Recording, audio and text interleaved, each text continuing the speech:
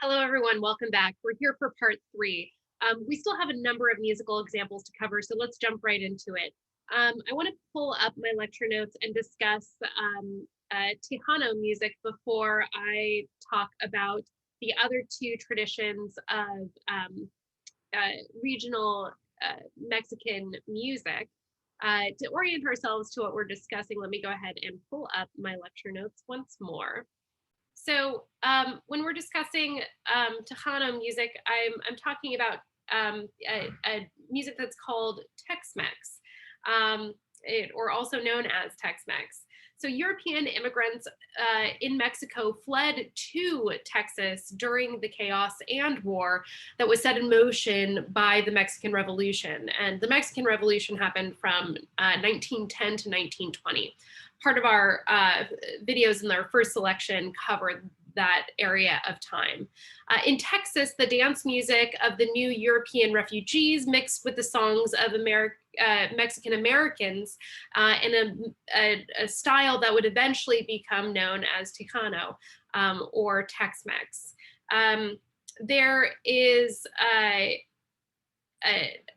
going to play us an example of this this genre, but what's interesting about it is it started to really gain popularity. You know, obviously it starts to emerge after the Mexican Revolution, so after 1920. Thinking about what's happening in the United States in 1920, we have obviously the Roaring Twenties and the other music that is really popular, especially in the East, New York, is going to be jazz.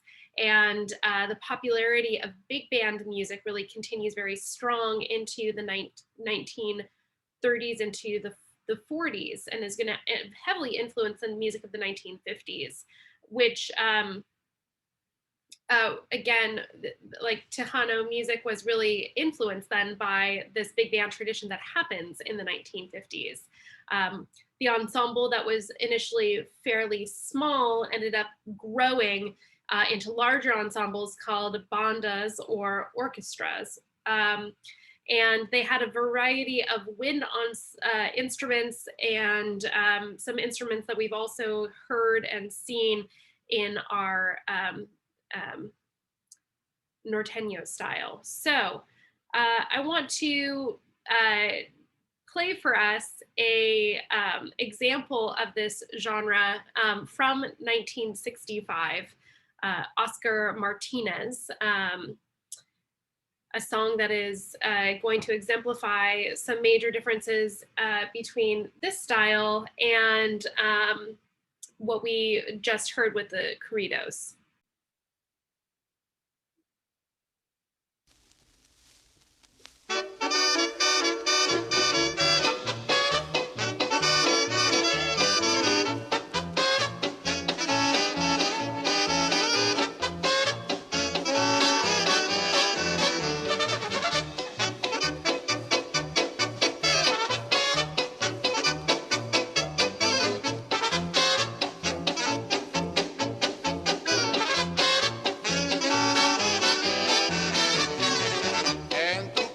No me quieren por borracho, porque dicen que me gusta vacilar. ¿Qué me importa que me acusen de esta forma? Si me quieres, manda a todos a volar. Si te dicen que yo soy el mil amores y que tengo una mujer aquí y allá, si me quieres como yo te estoy queriendo, ¿qué más vale si tú sabes la verdad? ¿Qué importa ya que sepan mi pasado? Yo no me escondo de estas cosas del querer. Es que yo soy el tejano enamorado, al fin de todo que me han de hacer. Si te dicen que yo vivo en las cantinas y que tomo para ahogar este dolor, no lo niego, tú prefieres cosas finas, yo tan solo puedo darte un gran amor.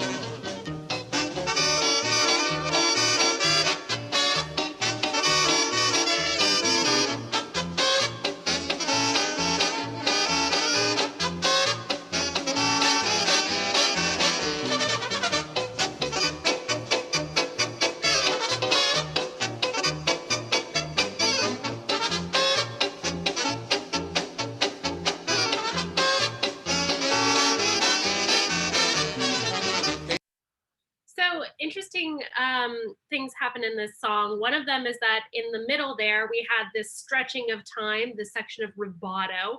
Typically, we hear rubato at the beginning of a piece to kind of give us this moment of intrigue, kind of set the stage for a piece of music.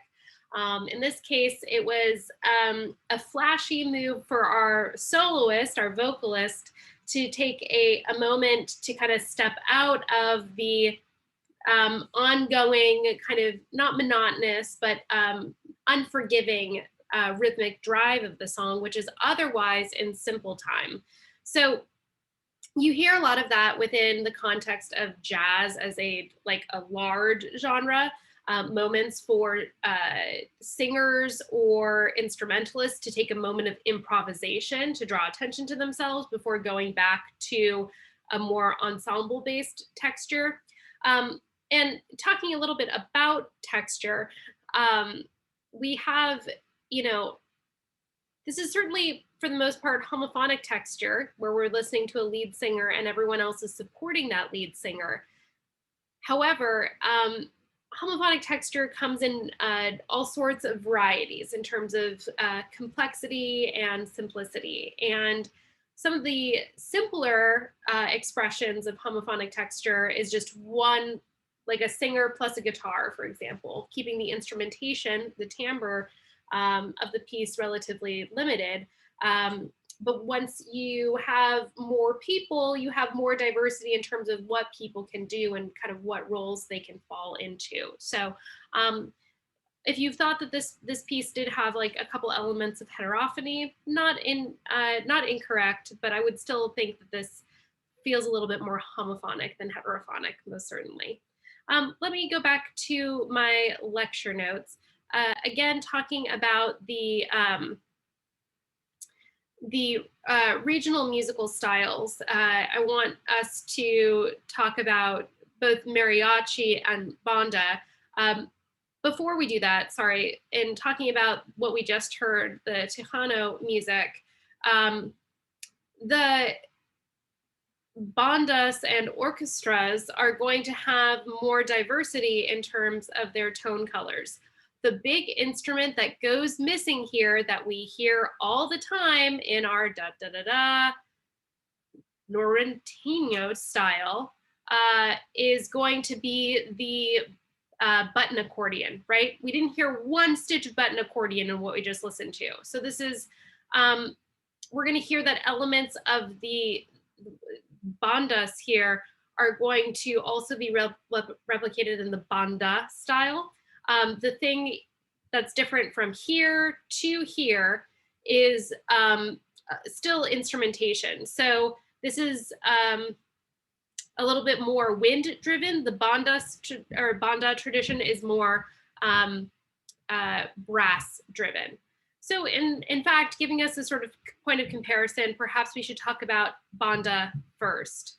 And banda is a musical style and a musical ensemble in which wind and brass instruments are performed. And it's really an imitation of military bands, and they are often performed outdoors. It was a musical style that was established in 1880 and really greatly influenced by regional and German immigrant music.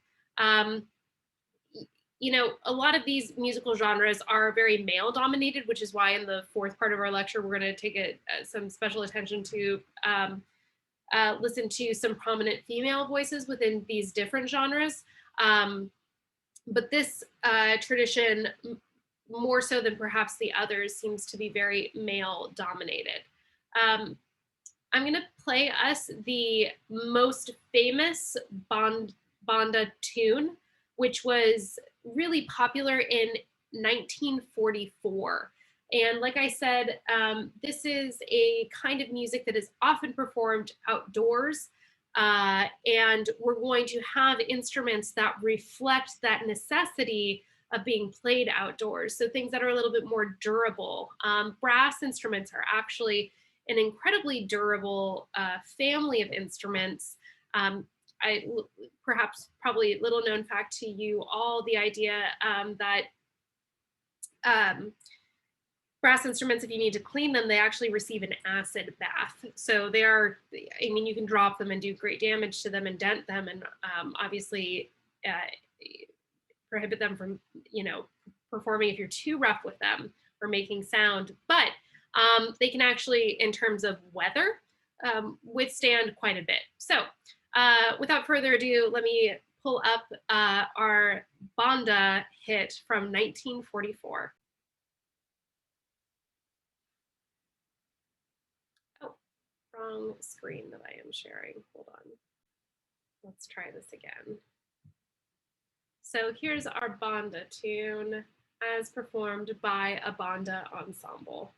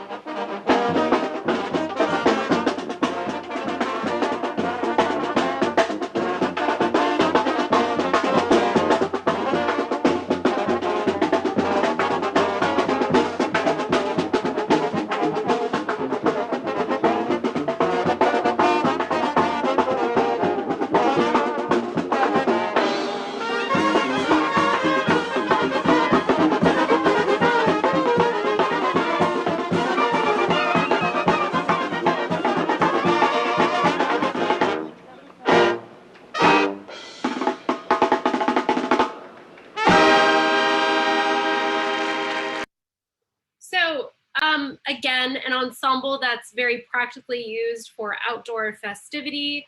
Sounds a lot like it draws some inspiration from some New Orleans style Dixieland that was certainly popular kind of actually around and a little bit before this tune. The thing that kind of screams Dixieland to me is the inclusion of the clarinets here, which are probably the only instrument that is not quite as weather resistant as everything else. Just to kind of note a little bit about how the music is mobilized. At the front of the ensemble, we have the rhythmic component. We had our snare drum and our bass drum, and that was leading our processional. And behind them, we have everyone that's arranged in their instrumental role. So instruments that are playing melody are grouped together, and instruments that are supporting the rhythm with further accompaniment are also grouped together. And guess what? They're the ones that come right after the percussion section. So a lot of times how a musical ensemble is laid out can tell you a lot about who is playing what role in the piece of music.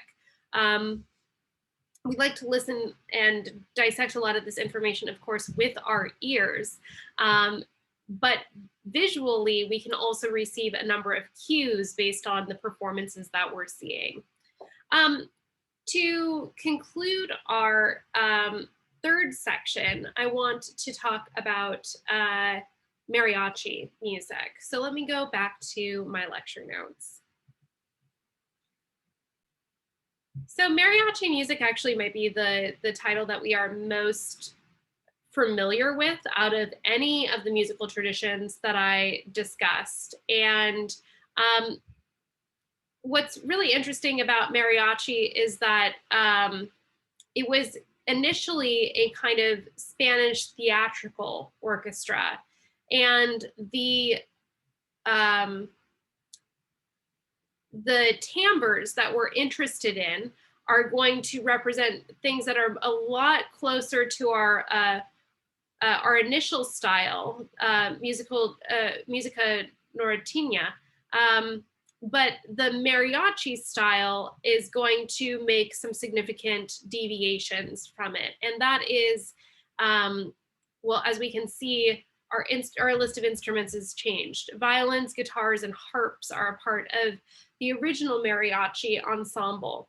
Mariachi to us now currently has received some kind of modern updates. Some of them include interesting fusions between banda and mariachi traditions. And as we can expect, just like I alluded to in our last part and made mention of, sometimes there are pieces that, are equally, country and blues, or blues and rock and roll. And we're going to encounter that same kind of genre bending when discussing Mexican regional music, most certainly. So not all mariachi music is not going to include brass instruments. In fact, oftentimes we hear the inclusion of trumpets often in mariachi music. Not so much, however, clarinets or the saxophone, which we heard in some of our other genres like the corrido, for example. Okay, so rather than just talk about mariachi in the abstract, would love to play you an example of mariachi. Before that, we'll mention that when mariachi was being developed, it was technically founded just before the turn of the century in 1900, right? We had 3 different regional styles. Remember, in our part 1, we discussed how Mexico was a rather divided area, and as a result, there were a lot of differences in regional style for a number of different cultural outlets, music included. The top one is the one that really made it into, was the practice that was popular, that was most popular for mariachi, which really founded around the 19th century, so 1800s. And was an instrumentation that was really heavily imbued with string instruments. So string instruments, also interestingly enough, are some of the first instruments to be perfected. And that's a historical consideration. When we look at the orchestra, for example, and any of the instruments of the orchestra, the first instruments that existed of the orchestra were of the violin family: violins, violas, cellos, double basses. Woodwinds, brass instruments, those came later. They were a little bit more advanced and required a little bit more technique in terms of design. However, there are other embodiments of the string family, like guitars and violins are not a far stretch from one another. So the idea of stretching string across a resonating body is not a particularly new one. So we see it in a lot of earlier musics, and later musics start including more woodwind driven or wind driven instruments. This is, of course, a massive generalization, but something that's kind of interesting to see as it's a theme that repeats. So in any case, let me pull up our example of mariachi music.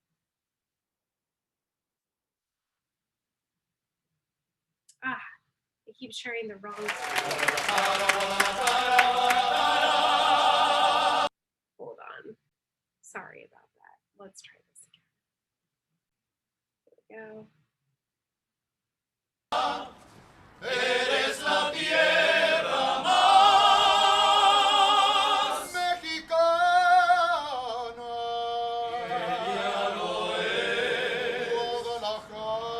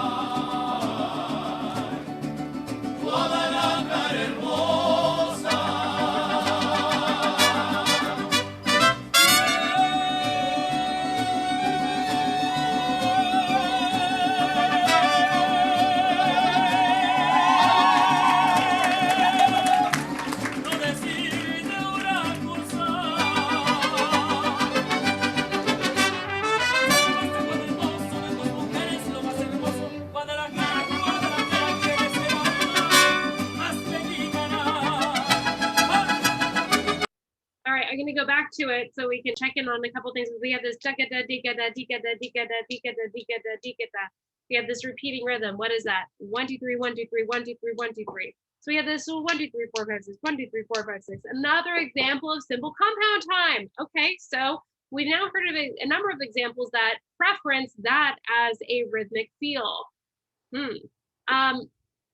That's going to differ a lot from the syncopated feels that we have in predecessors of gospel music. Notice that we have the violin or the fiddle here that's also made an appearance in a number of other music that we've looked at, such as klezmer music or Irish folk music, but it's being used in a significantly different context. So wonderful to see this instrument in such diverse use. And also thinking a little bit about instrumentation here, we have a consort of violins and brass instruments, mostly dominated by the trumpets. What's interesting about this is the two have good blend together, but there's also a good amount of separation.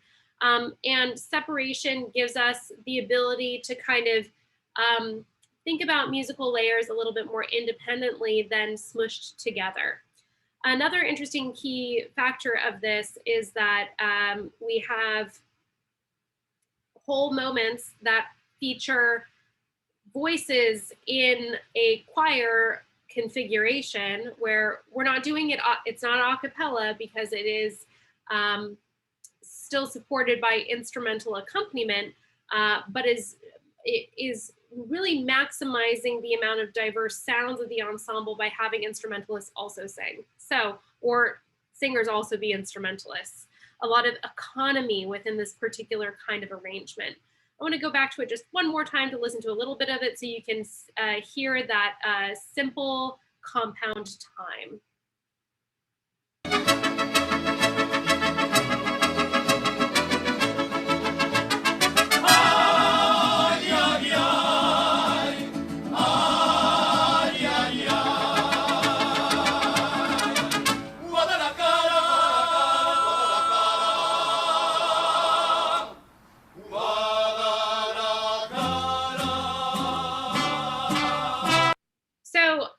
They used an a cappella moment, notice that the instruments dropped out, as a way of transitioning to a different section of this song. To just kind of round out this genre, I want to listen to one other different mariachi group that has a slightly different instrumentation. You also noticed here that we had a harpist. Not all mariachis ensembles have a harp, and in fact, the instruments that are used are vary considerably from ensemble to ensemble.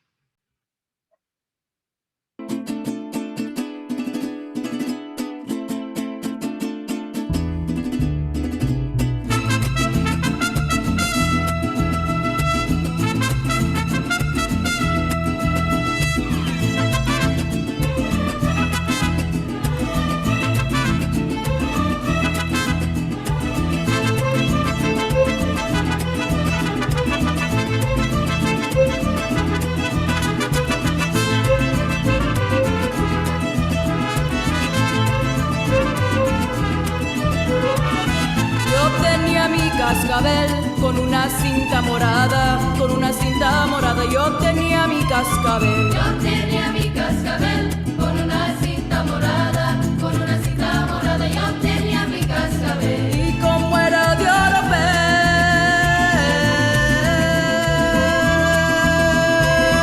y como era de oropel, se lo di a mi prenda amada para que jugara con él allá por la madrugada.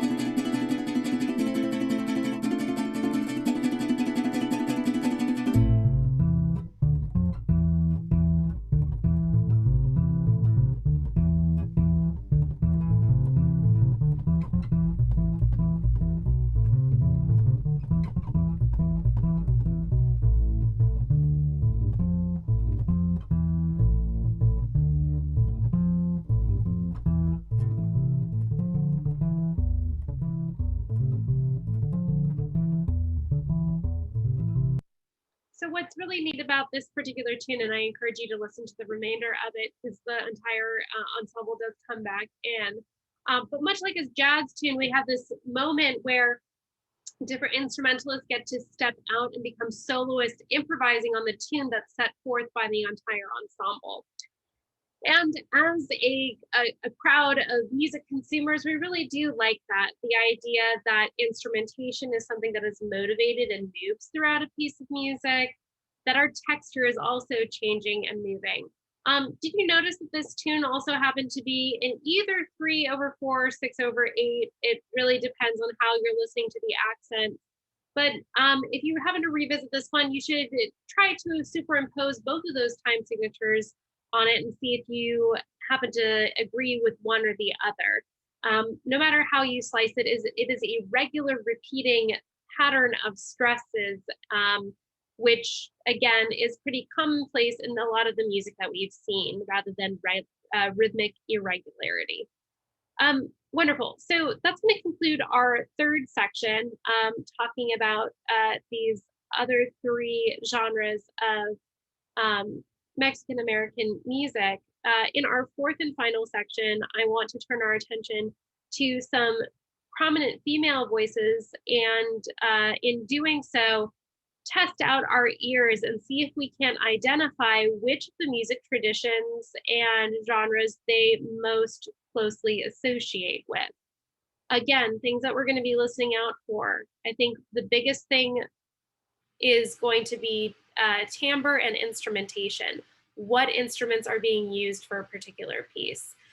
With the exception of the last thing that I played, everything else has been performed by a guy. So interested and excited to turn our attention to an underrepresented voice, but certainly there are some well-known ones within these genres that will probably be familiar to you. So I will see you for our fourth and final installment shortly.